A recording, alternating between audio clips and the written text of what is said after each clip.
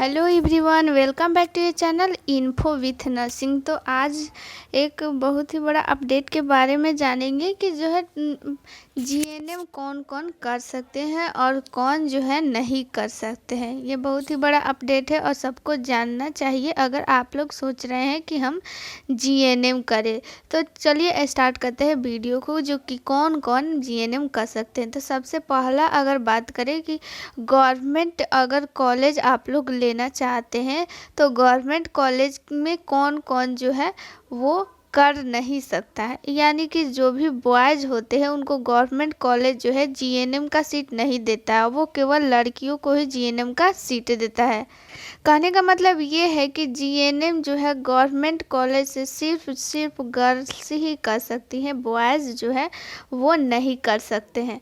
तो चलिए बात करते हैं कि अगर जीएनएम करना चाहती हैं तो उसके लिए क्या क्या होना चाहिए, उसकी क्या क्या एलिजिबिलिटी है सारा।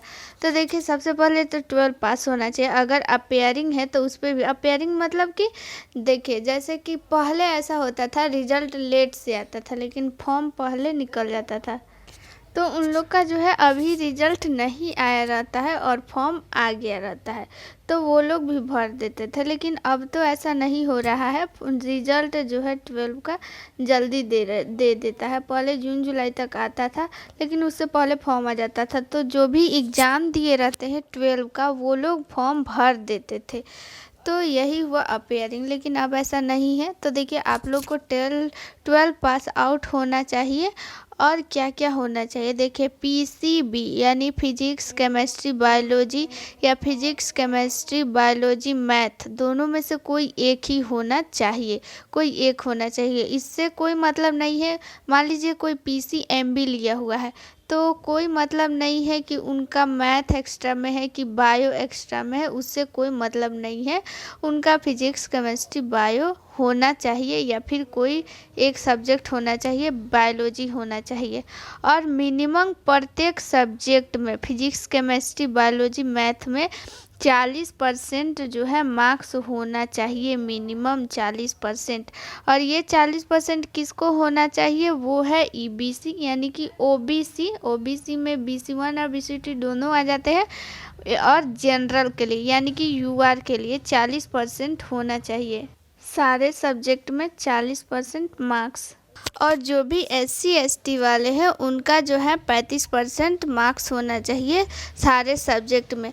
और जो भी इंग्लिश जो है इसमें नेसेसरी है, इंग्लिश होना ही होना चाहिए, चाहे वो ओबीसी का हो या फिर जनरल का हो या फिर SC का हो या फिर ST का हो।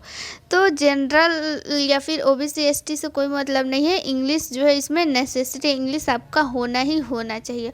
अगर हम लोग एज की बात करें तो एज 17 से 32 तक एज होना चाहिए। अगर 32 से ज़्यादा है तो भी नहीं भर सकते हैं और 17 से अगर कम है तो भी नहीं भर सकते हैं। 17 देखिए, जैसे अब 2023 का आएगा फॉर्म तो कब तक 17 होना चाहिए।